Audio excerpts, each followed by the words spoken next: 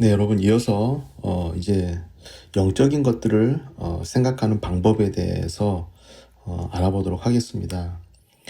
여러분 우리가 지금 영의 생각 또 육의 생각에 대해서 살펴보고 있는데 그럼 우리가 이 영적인 것들을 생각하기 위해서는 어떠한 방법들이 있는지 성경은 우리에게 영적인 이런 마음을 품고 살아가는데 어떠한 도움을 주고 있는지 우리가 한번 생각해 보겠습니다. 첫 번째, 우리가 이 영적인 것들을 생각하기 위해서는 하나님의 통치와 주권을 생각해야 된다고 하는 것이죠. 우리가 이 하나님의 통치와 주권, 이것을 우리가 이 현재적 하나님의 나라다, 이렇게 우리가 말할 수 있습니다. 여러분, 하나님의 나라라고 하는 것은 하나님의 통치와 주권을 말합니다. 하나님의 통치가 미치는 곳, 하나님의 주권적인 영향력이 행사되는 곳, 그것이 바로 하나님의 나라인 것이죠. 그래서 우리가 이 영적인 것들을 생각하기 위해서는 항상 이 현재적인 하나님의 나라, 하나님의 통치와 주권을 생각해야 한다고 하는 겁니다. 여러분, 이 하나님의 통치와 주권이 우리가 살고 있는 이 세상 가운데, 우리의 삶 가운데 임했다고 하는 겁니다. 그래서 예수님께서 하나님의 나라가 너희 가운데 임하였느니라, 이렇게 말씀하셨습니다. 이 현재적 하나님의 나라가 우리의 삶 가운데 들어왔다고 하는 것이죠.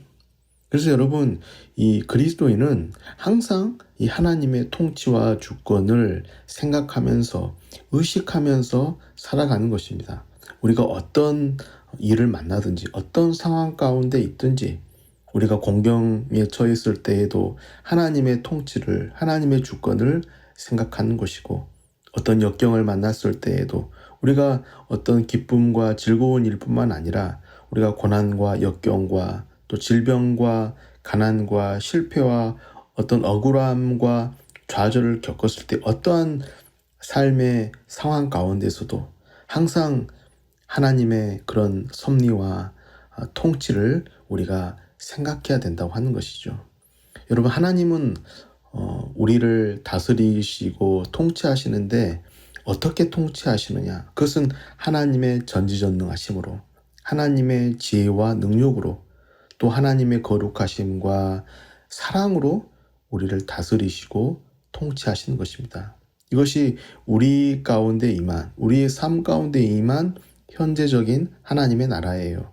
그래서 우리는 늘 이 하나님의 나라를 구하고 하나님의 통치를 구하면서 하나님의 그런 다스림을 구하고 바라면서 하나님을 생각하는 것이죠. 이것이 바로 여러분 영적인 것들을 생각하는 방법 중에 하나라고 하는 겁니다.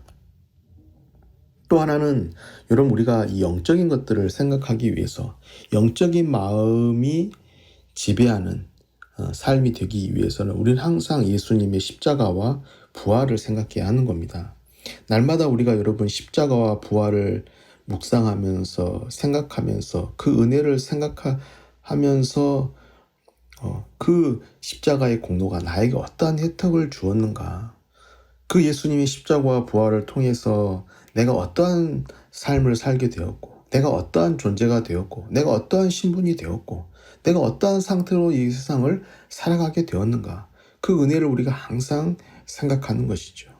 그래서 우리가 그 은혜를 생각하면서 하나님 앞에 감사하게 되는 것이고, 또 우리가 죄를 지을 때마다 그 십자가를 생각하면서 하나님 앞에 회개하며 용서를 구하게 되는 것이고, 다시 우리 마음을 깨끗하게 하고 예수님 앞에 예수님과 관계를 바르게 할 수가 있는 것입니다.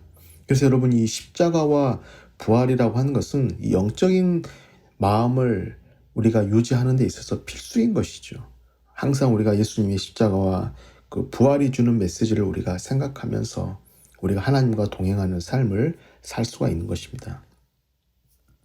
세 번째는 여러분, 우리가 하늘의 것을 생각하는 것입니다. 미래적인 하나님의 나라, 우리가 장차 들어갈 그 천국을 날마다 생각한다고 하는 것이죠.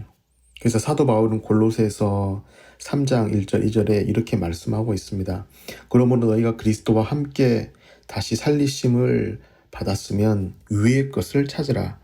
거기는 그리스도께서 하나님 우편에 앉아 계시느니라. 위의 것을 생각하고 땅의 것을 생각하지 말라 그랬습니다.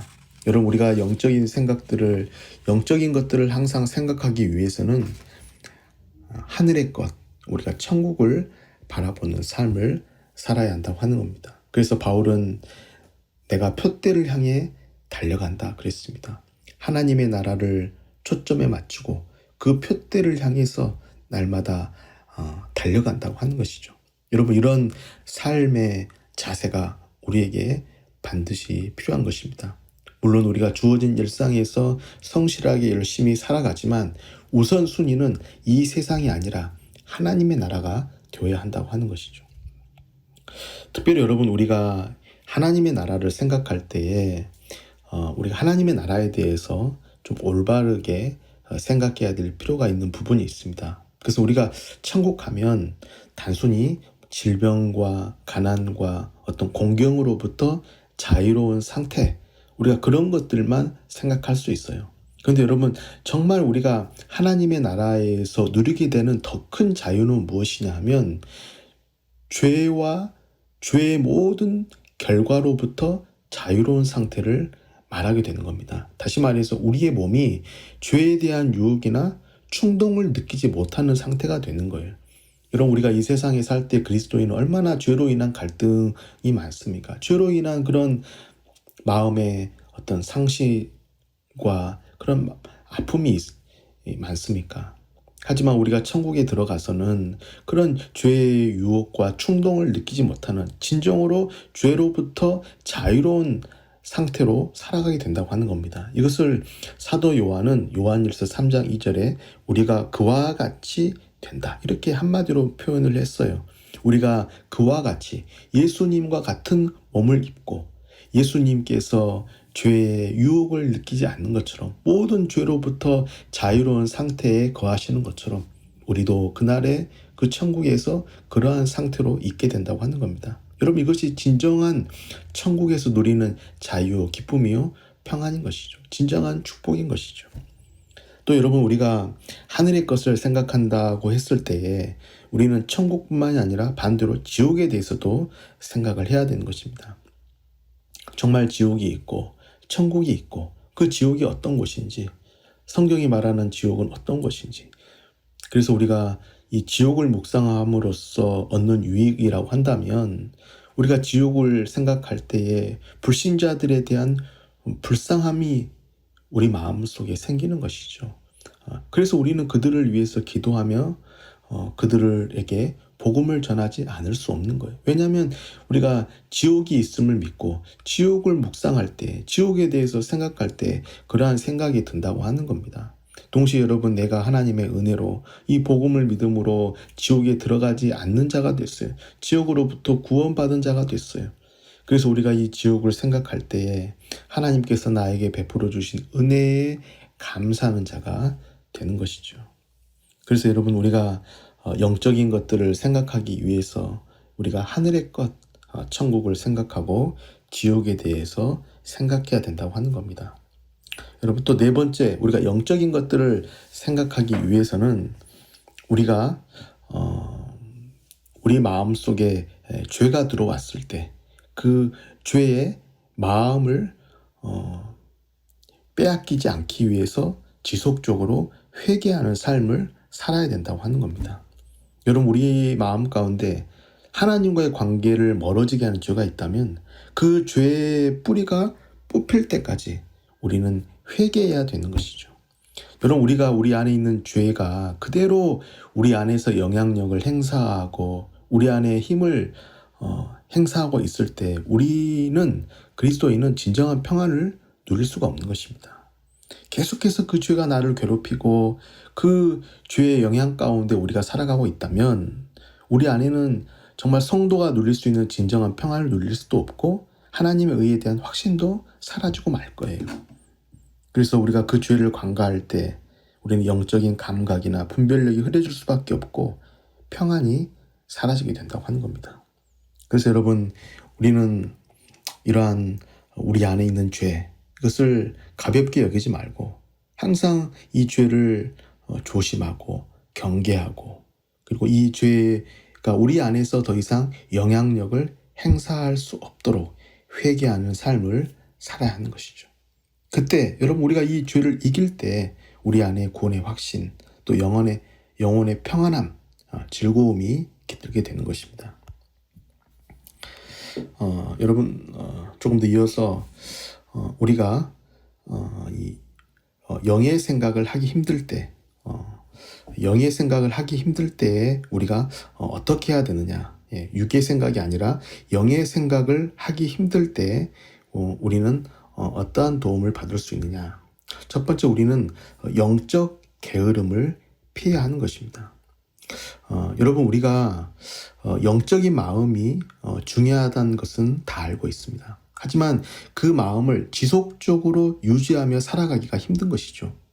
왜냐하면 우리는 타락한 본성을 그대로 가지고 있어요.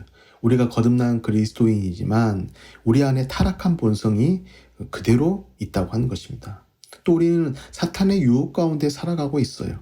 또 우리는 세상 가운데 살아가고 있기 때문에 우리가 의도적으로 영적인 것에, 영적인 생각에 몰두하지 않는다면 우리는 이런 영의 생각을 가지고 살아가기가 어렵다고 하는 겁니다. 그래서 여러분, 이 영의 생각을 하기 위해서는 우리는 항상 이런 영적인 게으름을 피해야 하는 것입니다.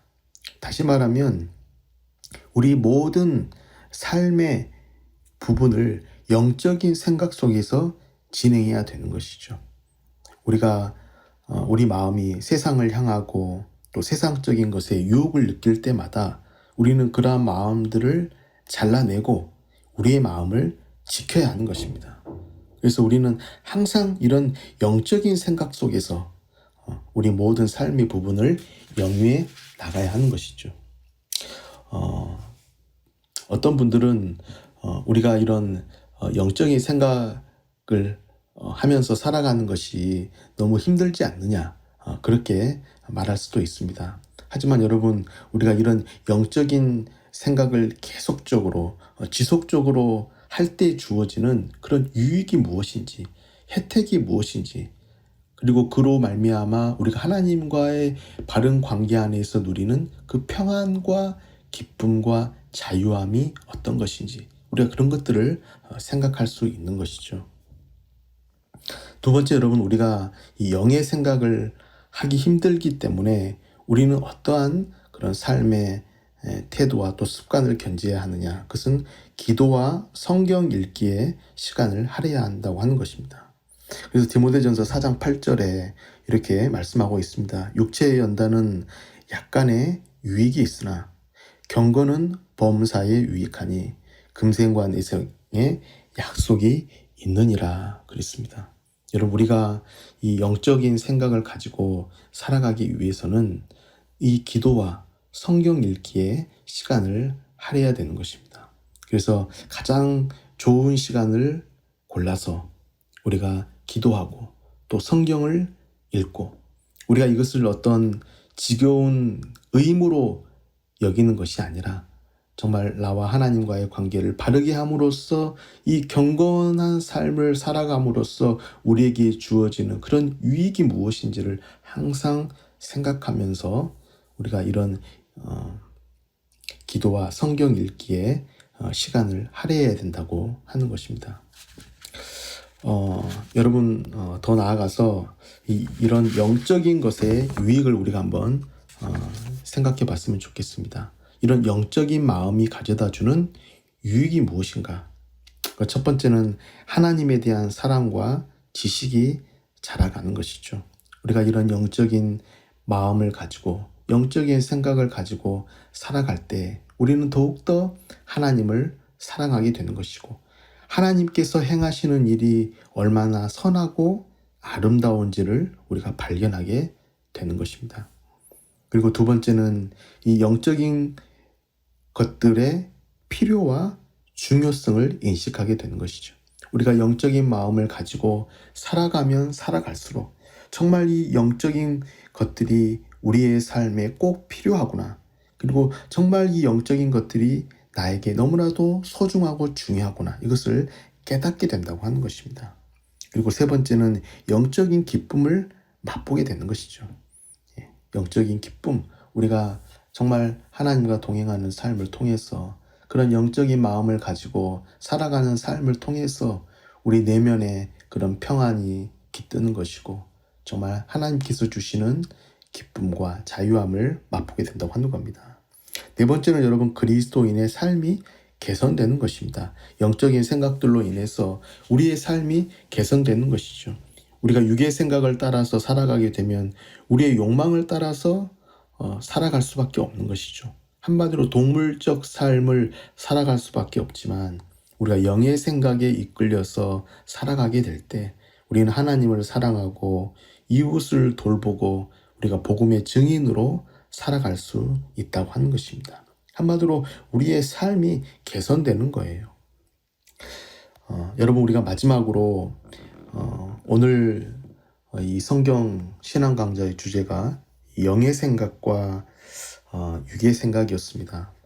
그렇다면 여러분, 이 영의 생각이 가져다 주는 것이 생명과 평안이라고 말씀하고 있는데 그러면 이 생명과 평안은 무엇을 뜻하는가? 우리가 마지막으로 이것을 잠깐 살펴보도록 하겠습니다. 여러분, 이 생명이라고 하는 것은 이 신자가 지닌, 성도가 지닌 영적인 생명이라고 하는 것은 하나님과 바른 관계에서 오는 영원한 삶, 영생을 의미한다고 할 수가 있습니다.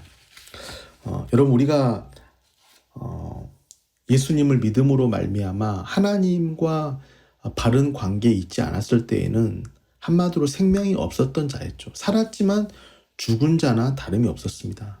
하지만 우리가 이제 예수 그리스도를 믿음으로, 복음을 믿음으로 우리가 하나님과 바른 관계에서 우리는 이제 새로운 삶을, 새로운 생명을 가진 삶을 살게 되었다고 하는 겁니다. 이전에는 없었던 삶, 이제는 하나님께서 나의 인도자가 되시고 나의 주가 되시고 나의 보호자가 되시고, 그래서 하나님께서 나를 이끄시고 인도해 주시는 새로운 생명을 가진 삶을 살게 된 것, 이것이 여러분 생명이라고 할 수가 있습니다. 그래서 바울은 로마서 5장 1절에 이렇게 말합니다. 그러므로 우리가 믿음으로 의롭다 하심을 받았으니 우리 주 예수 그리스도로 말미암아 하나님과 화평을 누리자 그랬습니다. 이전에는 우리가 여러분 하나님과 화평한 자가 아니었어요. 하지만 이제는 우리가 복음을 믿음으로 거듭나서 하나님과 화목한 자로서 날마다 하나님과 동행하는 그런 실제적 기쁨을 누리는 자가 되었다고 하는 겁니다. 여러분, 이것이 영적 생명이고 영생의 삶인 것이죠. 그런 의미에서 보면 그리스도 밖에 있는 자들은 생명이 없는 거예요. 살아있지만 죽어있는 자들, 생명이 없는 자들이라고 하는 겁니다. 멸망으로 가는 자들인 것이죠. 하지만 이제는 우리가 하나님 안에서 이 복음을 믿음으로 새로운 생명, 하나님의 자녀로서의 새로운 생명을 가지고 살아가게 되었다고 하는 겁니다. 여러분, 더 나아가서 평안이다 그랬습니다. 영의 생각은 우리에게 평안을 주는 것이죠. 여러분, 평안은 두 가지 의미가 있습니다. 첫 번째는 객관적, 이성적인 평안이에요. 이것은 우리가 성경을 믿음으로써 주어지는 그런 성경의 객관적 선언이 주는 평안이라고 말할 수가 있습니다. 우리가 그리스도를 믿음으로 말미암아 우리가 하나님과 화평한 자가 되었다. 그 선언이 주는 마음의 평안인 것이죠. 더 나아가서 여러분, 성령의 열매로서의 평안이 있는 것입니다. 이 평안은 복음을 믿는 신자 속에 거하시는 성령께서 주시는 평안이에요. 그래서 성경에 보면 시편 119편 165절에 주의 법을 사랑하는 자에게는 큰 평안이 있으니 그들에게 장애물이 없으리다 그랬습니다. 우리가 첫 번째 객관적, 이성적인 평안이 있다면 이것은 성령께서 주시는 그런 성령의 열매로서의 평안, 주관적인 경험적인 평안인 것이죠. 요한복음 16장 33절에 이렇게 말하고 있습니다. 이것을 너에게 이르는 것은 너희로 내 안에서 평안을 누리게 함이라. 세상에선 너희가 환난을 당하나 담대하라. 내가 세상을 이기었노라 그랬습니다. 여러분 성경을 보십시오. 평안을 누리게 함이라. 이것은 우리가 생각으로 이성으로만 생각하는 평안이 아니라 실제적으로 누리는 성령께서 우리 마음 가운데 주시는 실제적인 평안이라고 하는 겁니다. 그래서 여러분 그리스도인은 영의 생각 속에 살아가는 이 그리스도인에게는 이런 평안이 있다고 하는 것이죠. 여러분 한 시간 동안에 영의 생각, 육의 생각이라는 주제를 가지고 한번 살펴보았습니다.